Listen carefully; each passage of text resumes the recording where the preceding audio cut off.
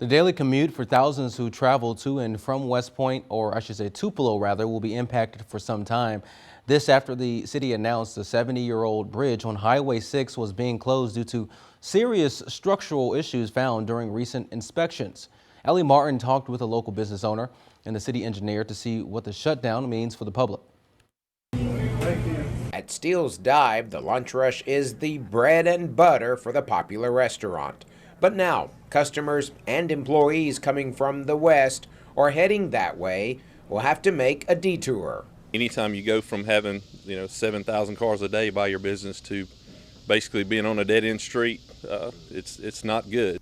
Jason Steele was notified Wednesday afternoon that the bridge over Little Kunawa Creek would be closed after inspections found corrosion to the bridge's support pilings.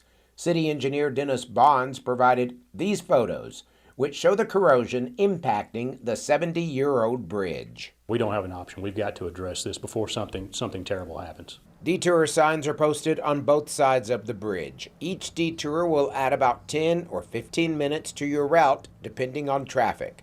Bond says engineers will decide whether to repair or replace the bridge. So we're in the process of evaluating all those possibilities, working closely with our engineering firms. We're going to evaluate and see if we can repair this bridge as is, get it back in service, or if we have to go with a full replacement and demolition of the existing bridge and replacement with a new bridge. In the meantime, Steele understands the safety concerns and says he and other business owners will adapt and hope that customers don't mind the inconvenience.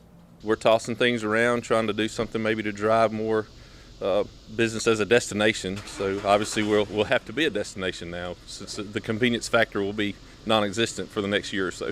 Repairing or replacing the bridge over Little Kunawa Creek is the #1 priority for city engineers. They'll look at all options and costs and come up with a plan.